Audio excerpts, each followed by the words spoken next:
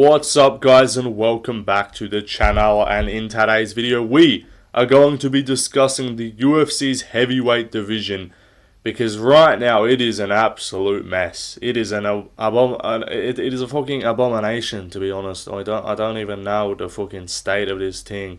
Is disgraceful, if I'm being completely fucking honest with you. A bunch of fucking fat nobodies, fat fucks, and they need to be fucking executed and sent to a fucking concentration camp. UFC's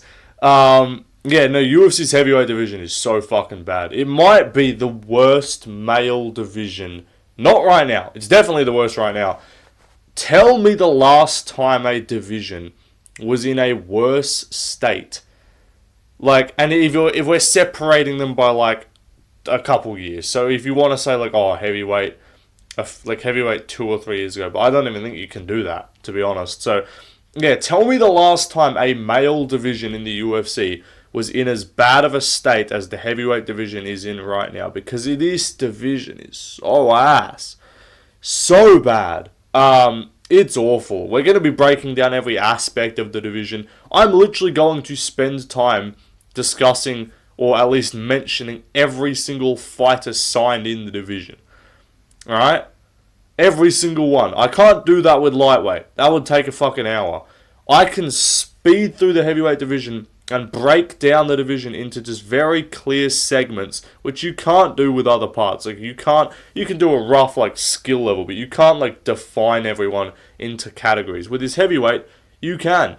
And that's what we're going to be doing. We're going to be separating it into the title picture. We're going to be separating it into the rest of the top 10. We're going to be talking about the prospects of the division. We're also going to be talking about the failed prospects, or the other guys who have taken losses that just don't look particularly promising. Then we're going to be talking about just the other kind of unranked blobs. We're going to be talking about the light heavyweight move, or the light heavyweight migration that we've kind of seen a little bit of. We're also going to be discussing the fact that, or how many fighters they've been cutting as well from the division, as well as finishing off with we're talking about how many people they're also signing as well, watering down the quality of the division, which was already weak to begin with. And then I'm going to be giving my solutions, my 100% serious, genuine solutions on how to fix this division at the end of the video. Anyway, like and subscribe. We're trying to hit 16k by, I don't know, sometime this month. Would be cool. So if you can subscribe, that'd be awesome. I would appreciate you. I haven't gained many subscribers in a while, so yeah. Anyway, drop some more video ideas you guys want to see, and also I might do a separate video about the that Bulgarian situation if more information comes out about that, because that would be that's looking interesting, is what I'll say. Anyway, let's get underway. So the title picture right now, it is bleak. It is very bleak, because Aspinall's beaten almost everyone. He's going to be rematching Gunn. That is like 90% what's going to be happening, you'd imagine, after that eye poke fiasco, which again just leaves the division in such a bad place, because at least before the Gunn fight, and with John seemingly gone, just yapping from the sidelines, but everyone kind of treated him as the duck that he is, you know, that was, at least you could have Aspinall, at least there was an appeal to Aspinall's going to run through the division. It's going to be uncompetitive, but at least we can be like, yeah, this is a dominant, amazing heavyweight champion, and we can live in the world where in our minds he beats Jones, you know, he beats everyone, he's just this unbeatable guy, which I do still think he does beat Jones. When it comes to maybe like a Prime and Ngannou fight, or those other previous heavyweight champions, now there do have to be questions that are raised, but we're going to have to see how that Ngannou rematch goes, because if it's trending in the direction that it was going, which again was not one-way traffic, I hate that narrative that Gunn was just absolutely schooling him and Aspinall had like nothing for him. Like, that's not what that fight was. It was a close fight where Aspinall just wore damage worse than Gunn before getting skewered in the eye. So we're going to run that rematch. If Aspinall blows through him and kills him in 2 minutes, we're kind of back, because then we can be hyped for a Pereira fight. Then we can be then we can jump back on the John Jones, quit ducking, get out of hiding, because Jones is still trying to maneuver his way into a Pereira fight, and he will be able to if Gunn wins. If Gunn beats Tom Aspinall in the rematch, John Jones will be able to just go scot-free and say, I already beat Gunn, I don't need the belt, I'm just going to fight Pereira, and that's basically a title fight. He'll basically just declare the fight with Pereira a title fight, and you won't find anyone actually disagreeing with him, because it would be difficult to be like, yeah, but Garn, I know even though the first fight looked incredibly dodgy, right, and I do think Garn would make him struggle a lot more in a rematch, to the casual fans and to the brain-dead audience, he'll just be like, yeah, I already beat this guy, I'm the champion right now. And just say, yeah, because stylistic matchups totally aren't a thing in the sport, I would have smoked Aspinall as well, which the casuals will just not be able to deny. But so that's the Garn rematch. We can look forward to that. Who knows when that's going to be? It's judging by the schedule, we're probably going to get that in fucking March. Like, it really doesn't seem like the UFC cares about Aspinall. They don't care to have him fight often. Like, if the UFC wants you fighting often as a champion, I know people will be like, oh, champions can't fight that often. It's like a once every, like, 4, 5, 6, 8 months type of thing. Volk's coming up on, like, Volk's going to be, like, 10 months out by the time he comes back. But I do, like, we're seeing with Merab, if the UFC wants to keep you busy, they can. Like, they can elect to just book you and do 2 male title fights on cards and just put you in a co-main event spot or a main event spot and just do, like, a couple more stacked cards, right? There's nothing stopping them. There is nothing stopping them from double booking or, like, even triple booking the first Paramount card of the year with a Tom Aspinall co-main event. I know they don't normally do the higher weight classes lower, but, like, we have seen it occasionally, where a fight like an Ilya main event an Ilya Topuria fight would obviously take center stage, and then you would maybe be, like, if you were doing an Ilya Paddy and then maybe an Aspinall co-main, that could be something that we could see, because, like, it just, Aspinall can headline for sure, but I don't know with how, like, I don't think Aspinall Garn 2 can headline a less than stacked pay-per-view. Like, if that's going to headline a London pay-per-view, I'm just saying pay-per-view because, like, we're just going to call them pay-per-views even though they're not. Like, that's effectively the word for numbered card. But, like, if Aspinall Garn headlines that with, like, a fucking Leon Edwards co-main or, like, an Arnold Allen or, like, something like that co-main, it's just not going to work. Like, you're going to need you're going to need another title fight at least under that. So, Aspinall cannot do the thing where, you know, like, you headline and then you put just a solid contender fight as the co-main event. He's not that type of star, and especially with how that Garn first fight ended and the public narrative towards him, Aspinall's not in, like, a high-flying kind of red-hot form to just be able to do whatever he pleases and draw whoever he can and just get an insane amount of hype into his fights, which is unfortunate because he was just steaming through everyone. The other option, the only really, like, fun option is just an Aspinall-Pereira fight, which, again, we need Aspinall to beat Garn for that to happen, because, like, do you think Pereira's going to go fight Garn? It's not going to happen. Like, he'd win. Like, and that's the thing. I'm not saying that fight is, like, proves everything I need to know, but even when Aspinall was smoking everyone, I still was like, Pereira is actually a pretty difficult fight for him. Because I know Aspinall has just blast doubled Volkov, but it's not something he does often. I know he has a grappling game, but Pereira isn't just a complete run over on the ground. Aspinall would be bigger, but, like, you're telling me if Pereira bulks up and just fights with the right game plan, obviously if he gets taken down it's trouble, but, like, you're telling me he can't stuff, like, the initial takedown, and we saw Aspinall's not a guy who chain wrestles. So I do think a Pereira matchup is interesting. The only other thing is, like, a Volkov rematch, which is anyone going to be hyped for after Volkov's last fight. Again, not his fault. Almeida was the one trying to avoid combat at all costs, but you're looking at rematches on the horizon, and the only other guy who Aspinall hasn't fought other than Pereira moving up, and I guess Jones, is either Almeida, who's coming off a not even remotely close to enthralling loss, and then Waldo, who already lost to Pavlovich. So it's like, okay, I know he just beat D'Elia, and if he can get one more, like if he could beat a Blades or an Almeida. Honestly, they should just do Waldo versus Almeida.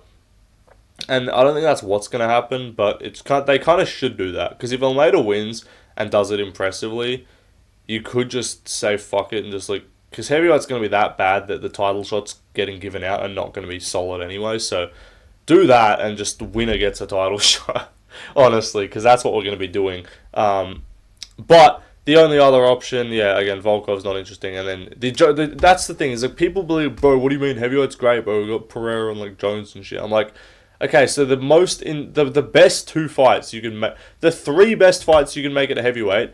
Number one, Aspinall Jones. Number two, Aspinall Pereira. Number three, Jones Pereira. Or you can switch that around. Biggest star power wise, Jones Pereira is number one. But like those are the three. One of those guys isn't in the division right now. The other guy is just unreliable to actually fight again, and retired from the sport to avoid fighting the current champion. So like, there's a lot of ifs when we're talking about the only three intriguing matchups here. But anyway, yeah. So title picture washed. No challenges on the horizon. But anyway, let's talk about the rest of the division, or the top 10 at least. So, this is what I mean, is like, at least in some divisions, if maybe the title pitch is not overly intriguing, you can at least look at the rankings and be like, alright, at least there's fun fights. At least, like, the number 5 versus number 8 in a main event is a really good matchup that we're going to be hyped for, right? Now, let me just check, like, let's go to the UFC's official heavyweight rankings, alright? Or just the UFC rankings in general. Alright, let's go through, let's say not even 5 versus 8. That's too generous. We'll say 7 versus 11 as a main event for each division. Alright, flyweight. Manel Kape versus Steve Erceg. Sounds great to me. Amian Zahabi versus David Martinez. Alright, not bad, not bad. Yusuf Zalal, Patricio Pitbull. Dan Hooker versus Hanato Moicano. Joaquin Buckley, Gilbert Burns. Caio Borralho versus MVP. Azamat Murzakanov versus Bogdan Gusko. That's a banger. Number 7 versus number 11 in the UFC's heavyweight division is actually taking place on a fight night card, and it's probably going to be like the second fight on the main card. It's Sergey Spivak versus Shamil Gazia.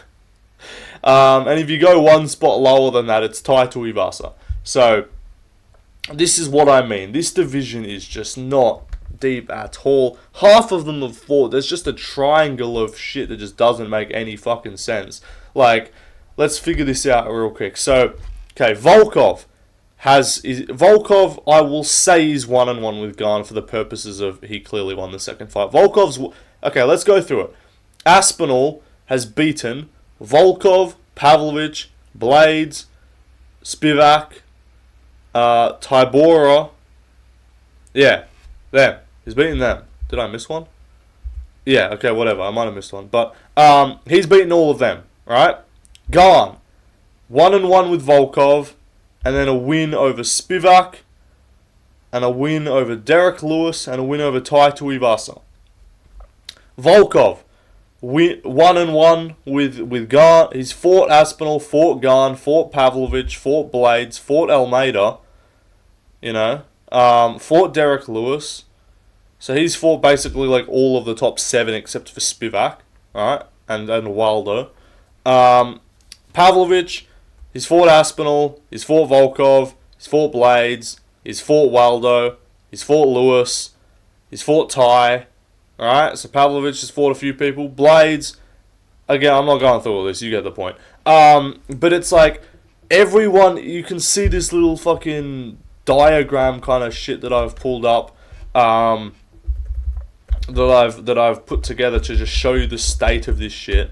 Is like, Pavlovich has beaten Waldo, he's beaten Blades, Blades has beaten Almeida's beaten Spivak and Lewis, Waldo's beaten D'Elia and Spivak, D'Elia's beat Tybura, other guy, Lewis has beat Blades, Lewis has lost to Spivak, like, Lewis has lost to Pavlovich, and it's like, it's just a mess. And like D'Elia, who was like the one maybe kind of interesting. I know Aspinall said he wouldn't fight him, but like, oh, he just killed Tybura. Nope, he just died as well. Waldo, who just lost, immediately killed him in a round after getting hyper.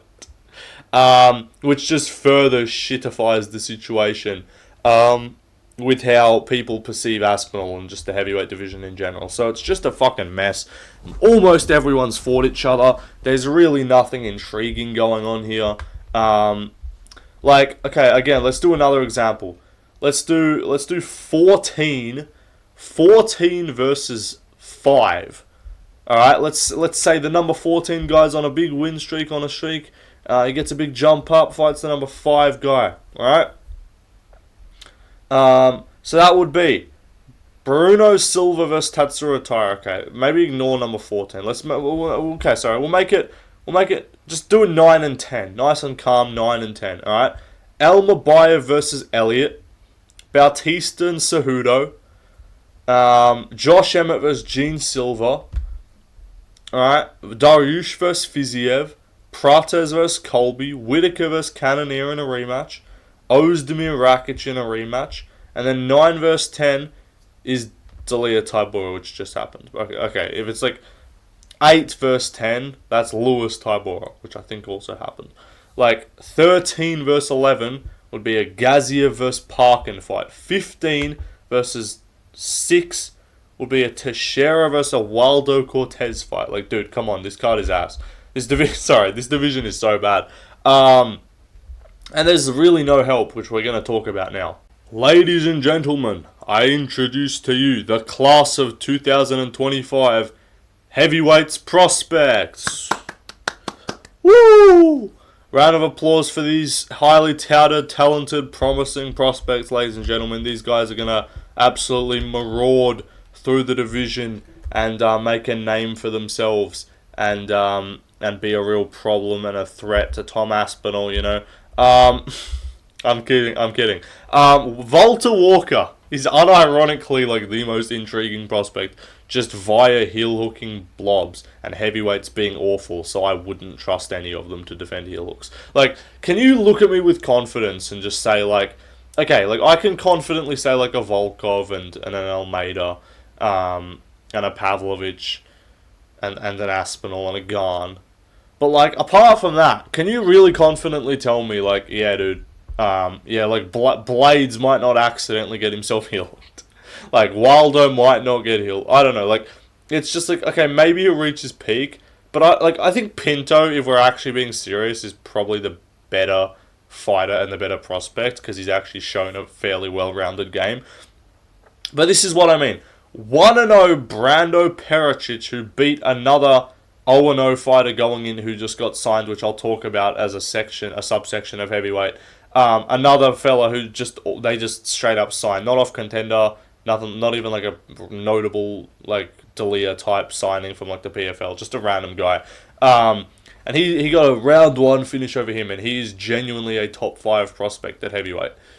Right? And I have to stretch the definition of prospect to actually put 5 people on your screen right now. Rizvan Kuniev is unironically one of the better prospects at heavyweight who lost his debut. Close fight with a Blades who tore his MCL.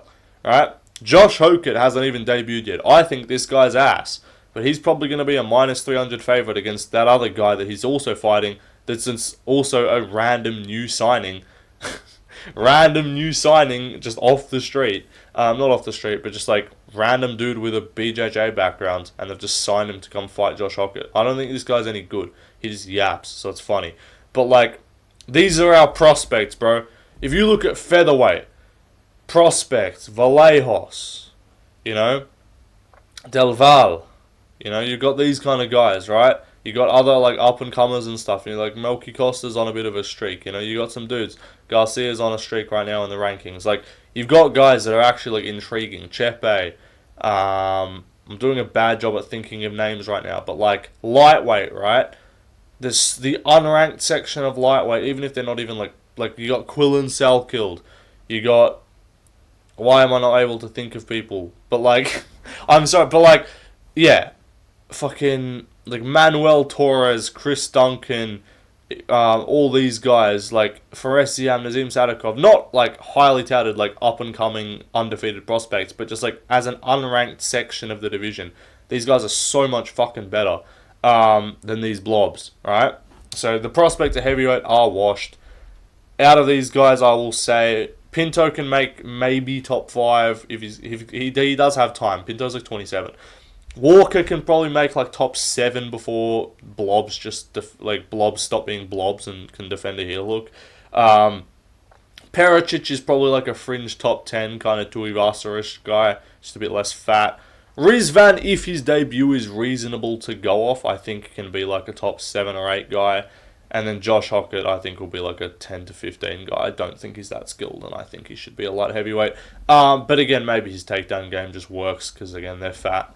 But, yeah, heavyweight, not looking promising when it comes to prospects. Anyway, let's move on. Then we got the guys who were kind of assumed to maybe be something and maybe be able to get a couple wins together and be interesting in the division, right? And some of them are still winning. Some of them have only just come off their first loss. Most of them, actually. Mick Parkin hasn't fought since a decision loss to Marcin Tybura, which I thought he could have won.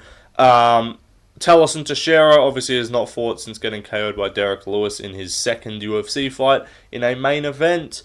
Shamil Gaziev, obviously, he lost his second fight in the UFC. He's since rebounded with a couple wins, but just not looking particularly promising. And then even Marcus Buchecha was sort of signed with like a promise of like, hey, strong grappler, heavyweight sucks, he's going to take people down and just submit them because he's good at jiu-jitsu. Loses to Martin Badai, who I'll talk about in a moment. But like, this is what I mean, dude. Like, these are our guys. These were our guys. And like, well, these were the people that, like, Teixeira's like 25, he's got time, but like, again, your prospects are just guys who take losses that you're like, I guess they can rebound, and you're counted as a prospect if you're like under 32. Because by proxy, everyone will be gone by the time you're like 37 and like in the age that most heavyweights are. Anyway, though, let's move on again. Light heavyweights moving up. Merging with 205, making it more abundantly clear that they should just add a 230-pound division. Or a 225, or yeah. I think they should do 230. I think they should do 230 and then heavyweight should just be 300 or something. Or like even maybe... No, you can't do 240. That would be too easy for everyone to just cut, and then you just wouldn't have a heavyweight division. I'm also not opposed to just lowering the heavyweight limit to 250 and cutting out the blobs. I'm not opposed to that, because I'm not convinced most of them are actually cutting that much weight. Even the guys who are more built, like a Pavlovich or an Aspinall, like Garn's under 250. Volkov, like, I don't know, maybe, like, am I wrong? Like, I'm sorry, guys are cutting like 30 pounds to lightweight or to fucking bantamweight and shit. I'm not convinced that these heavyweights... Which heavyweight do you reckon that... I'm not talking about the blobs. Like, out of, like, Aspinall, Pavlovich, Volkov... Like, the kind of, like, reasonably heavy guys. Like, where they weigh in at, like, in the 260s, but you're like, okay, that's not a bad... Like, if you see a blob weighing at, like, 260, you're like, dude, what are you doing?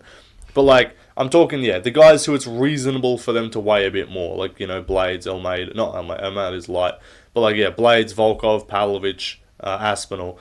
Which of them do you think walks around the heaviest? Because I still guarantee if they cut it to 250 and made them cut 15 more pounds, I don't think they're cut, because they're not weighing 266. So to me, that's like, you're not cutting weight. You're just lean. You cut, you shred down, you cut, like, your diet, but I'm not convinced any of these guys are cutting water weight to heavyweight. Unless you're a Taffer, unless you're Justin Taffer or Chris Barnett and missing heavyweight. But yeah, like, 205, again, I just, like, am I wrong for saying just either cut it to 250 and then that's the new heavyweight and then you just cut the blobs out of it, or just make them lose weight and by proxy become better, or make a 230-pound division, see how many of these guys are actually desperate to, or see how many of these guys are actually just undisciplined blobs, or how many of them will actually just move, because none of them want to move to 205. Like, I think like Almeida maybe could, maybe even like a Deliha could make 205, and the light heavyweights obviously could go back down. But like, I think it's more appealing to most of them to just be a tweener, and that's why they just weigh at like 235. So make a 230-pound division, 25 pounds up, well, yeah, 230, 235, and then just make heavyweight unlimited. If you're going to encourage blobbery, just do that, I guess. But like Vitor Petrino, Kennedy, and Vitor Petrino, 2-0 up at heavyweight with wins over Austin Lane and Thomas Peterson, both by finish. Again, not the most impressive, but better than he was doing at light heavyweight. In Nzechukwu, looked good in his was 2-0, two round one finishes, and then obviously ran into Volta Walker. And then the other guy is Ryan Spann, who got KO'd by Waldo in the second round. Again, that's kind of becoming not that bad of a look. Like, is Ryan Spann going to be a top 5, top 10 heavyweight? No, but like, is he decent-ish? Sure. And he's got a bit of athleticism? Sure.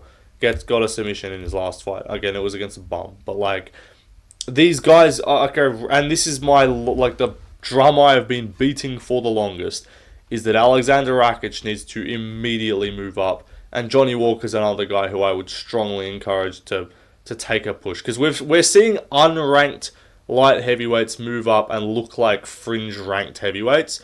So imagine like Rakic, who I think chin wise it's a concern at light heavyweight, but I think he's cutting so much weight. I think he's cooked his chin. So I wouldn't mind seeing Rakic take like 8 months off, just pack on another 5-10 pounds of muscle, weigh in at 240 or 245, weigh in at 245, 250 at heavyweight. Petrino weighed 250 for his last fight. Rakic is taller than Petrino. Petrino's a bit thicker, but like Rakic, just put on a bit of weight, bulk up a little bit, put on some muscle, and go school up and tune up these fucking blobs. Because like, he's losing to guys that have a speed advantage on him. No one at heavyweight's going to be quicker than you.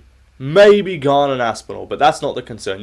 If you're moving up, your immediate goal is not like, could I beat the champion? It's like, can I have more success at this division than I currently am in my previous division?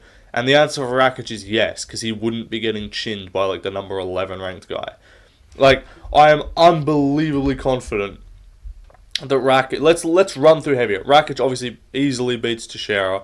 He beats Walter Walker. He just does. He beats Mick Parkin. He beats Tuivasa. He beats Gaziev. He beats Tybura. He beats D'Elia. I believe that still. With how D'Elia looked. Lewis, I think he does beat if he fights smart, because getting caught by those shots, like, you can be like, oh, but he got chinned by Mozzacano. Mozzacano is so much quicker than Derek Lewis, it's not funny. I think he beats Spivak. I deadass think he beats Waldo, bro. I seriously think he beats Waldo Cortez Acosta. That is somewhat tricky, though, in case he gets caught. I think he can beat Almeida, stylistically.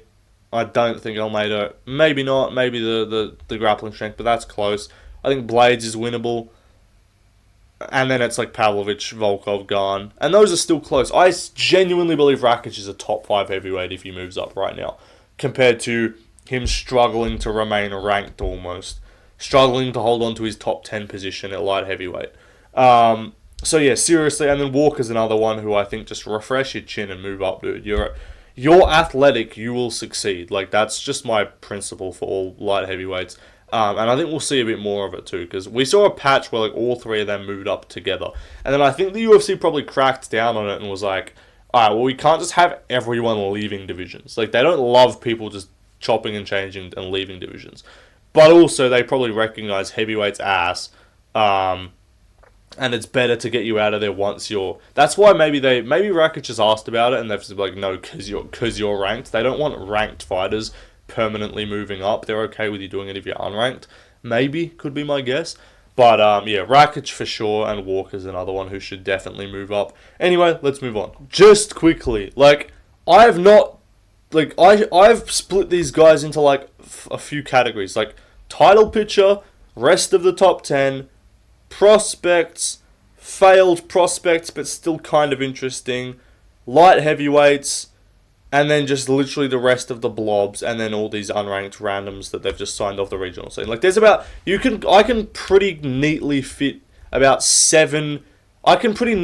heavyweight into about 7 groups, right? 7 or 8 groups. I can kind of just organize everyone into and be like, this is where you stand, right? I said this at the start of the video, I can't do that with lightweight or bantamweight or flyweight or middleweight. Like, yeah, you can be like, there's a clear, like, title, every division has a title picture, and then you can be vague and be like, yeah, the bottom, kind of mid-ranked area. But, like, there's ranked fighters who are better than... I can look at every other division and name an unranked fighter, who's better than a ranked fighter. I'm not going to do it right now because anytime I spend time going through the rankings, but just like, for instance, like, Jose Ochoa is better than Bruno Silva, bro. Like, Lona Kavanagh is better than Bruno Silva. Like, Basharat is better than, like, a Farid Basharat, or even like a, or even like a Charles Jourdain, in my opinion, would be better than, like, a, who's fucking ranked? Cheeto Vera, honestly. Fareed Basharat's a more skilled fighter than Cheeto Vera. Like Vallejos, like Del Val. Bro, Del Val beats Brian Ortega, bro. Just saying. Just tossing that in there. I don't care if his fight was potentially rigged. Even I dead ass think that man beats Brian Ortega. Or like Vallejos or Melky Costa, bro. Like Melk Costa is low-key better than Brian Ortega. Lightweight, like a Fares Ziam or a Sadyukov or a Torres. Like these guys are better than like a Moicano in my opinion, or a Chandler. Like welterweight, I just said I wasn't gonna do it. Like I think Randy Brown's unranked a welterweight, I think, and he's main eventing this weekend. Like he's better than Colby right now. He'd beat Colby right now if they fought. And then like middleweight, you know, like yeah, Vittori. Like there's about 10 fighters outside the rankings better than Vittori. And then light heavyweight, like Bakauskas is better than like a Menafield in my opinion. But you can't really do that with heavyweight. Like heavyweight's just ass, apart from like Tuivasa. But look at these blobs, bro. These are literally the rest of... I'll talk about a few more people in seconds, but like these are the other just straight blobs at heavyweight. So yeah, not promising. And again, like if you just get like, if I matched up 10... Sorry, I can't even do 10. There's not that many. If I matched up the 5 best unranked heavyweight fights between both unranked fighters that I could think of, and then I did the 15th to 20th best, so like that group of 5, like I made the top 20 best unranked fights a lightweight, and then took the bottom 5 from that 20. They are still, every single one of them, better, more intriguing, more skillful, more hyped fights than anything you can make outside the rankings at heavyweight. Like, we've just seen like Klein versus Rebecki, like Delgado versus Wood. These are unranked fights, bro. I challenge you to give me anything remotely close to that, even in the rankings at heavyweight. You can't. Anyway, though, let's move on. This year has low-key been the year of movement in the heavyweight division. Not rankings-wise in terms of, like, big swings and prospects coming up, but just, like, they've been doing a whole lot with this division, bro. They've been... Oh, fuck, my leg's stuck under my... I've got pins and needles in my foot, bro. But, like, they've been doing a whole lot with this division. They have cut... I might be missing some, but they have dead-ass cut, like, 8 people, bro. This year, just from one division. Alright, let me double check. They've cut, yeah. Or maybe 7. Pogues, Hamdi just cut. Badai, Rosenstrike was the big one, which everyone was like, dude, just why? What's his name? Justin Tafa, recent as well. I believe Marcos Ajero de Lima's cut. He might be on the roid suspension. I don't know. Dontel Mays, and then I believe Elvin Hines also might be under a roid suspension, might be cut. Either way, he's not under the rankingmma.com banner, which tracks active heavyweights. So yeah, like 7 or 8 fighters cut this year from heavyweight. Rosenstrike just... And it's like, okay, I support getting rid of the boring, uninteresting slobs at heavyweight, but if you're going to do that, go all the way with it, and don't replace them with more boring fat slobs. Like, we haven't solved anything. First of all, Rosenstrike's not boring. Alright, let's figure out, like, again, I genuinely object to the Tafa brothers living and breathing the air on Earth as humans. Like, I don't like them as people. I have moral just objections about their existence. But, I just don't like Tafa brothers. But, like, okay, I get it. Like, Pogues... He literally beat Hamdi, got robbed, and got cut. That's tough. But, like, it's the timing of the cuttings that make no sense. Like, Pose gets robbed and gets cut. That's tough. Hamdi won, gets cut. The guy he beat, who's on a losing streak, isn't cut, supposedly, from what I know. Badai, who was on a, like, 7-fight run or something in the... I think he's literally 7-0 in the UFC. Wait, am I tripping? Who did he lose to? Surely Martin Badai has a loss. Because he beat... Oh, no, like, he lost to Gaziev. Sorry, yeah. He's like he's 7-1, I'm pretty sure, in the UFC. He's 33. Again, not the most thrilling fighter. 16-2 overall, though. On a 3-fight win streak. And, yeah, that Gaziev loss was his only one in his career since 2017. You know, he's got some high-level wins over Chris Barnett, Lucas... The run of Martin Badai shall not be forgotten. Chris Barnett, Lucas Bershke, Jake Collier, Josh Parisian, Why's my fucking computer freezing up, bro? Fuck off. Dude. Sorry. I was making sure this is still fucking good, bro. What is going on? Fuck's sake. Is it still going? Okay, we're good.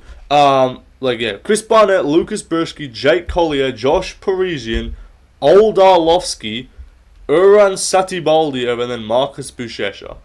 Incredible run. The first 4 fights there, Barnett, Burschke, Collier, and Parisian.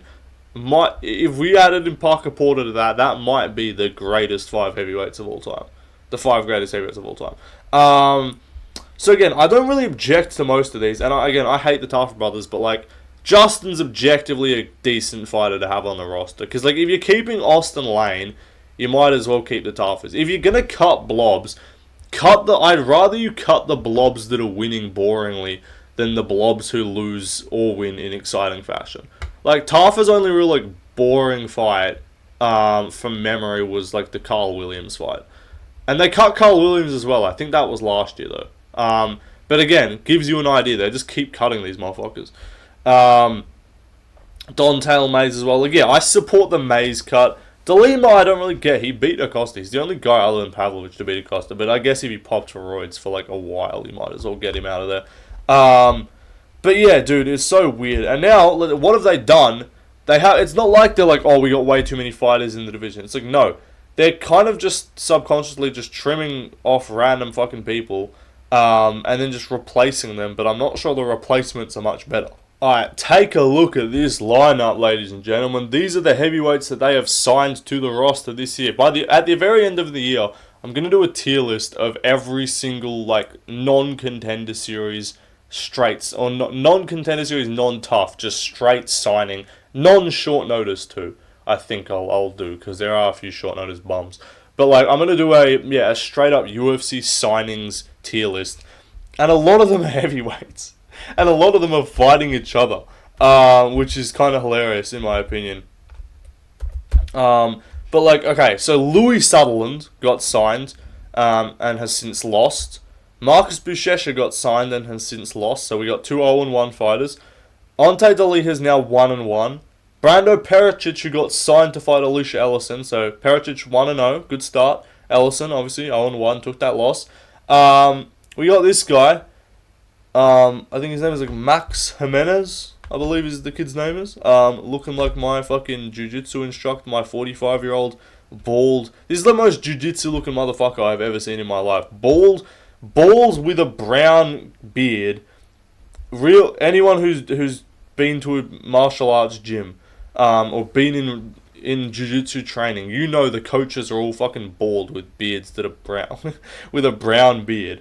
That's what these motherfuckers are rocking, dude.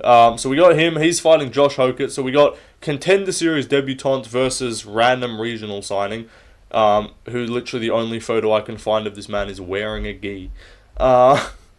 We then have Denzel Freeman. Sounds like someone who was in my fucking, like, 1960s civil rights history lesson, bro. Like, sounds like someone who was, like, protesting against segregation or something in 1960s Southern America. Denzel Freeman. This motherfucker, civil rights activist over here. And then we got this other guy. Couldn't tell you his name. Should probably pull that up real quick. What am I doing, bro? This is so cooked. What's this kid's name? Let me look. Let me have a gaze, Have a gaze. We got, I believe, the kid's name is... That's not him. Where is he? I'm trying to find this guy, bro. I think it's on the last card of the year in the Apex. Yes, here he is. We got Guilherme Pat. But listen, this kid's badass.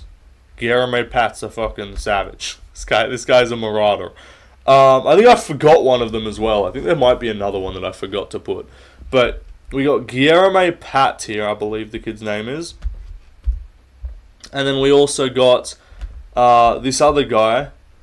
Oh no, so that's not Guilherme Pat, sorry. That is that is him. Never mind. So we got Guilherme Pat, and then we got another guy who I don't think I have on screen, whose name is, if my fucking Sherdog wants to load. We got Marek Bulglio, who's the guy on the far right.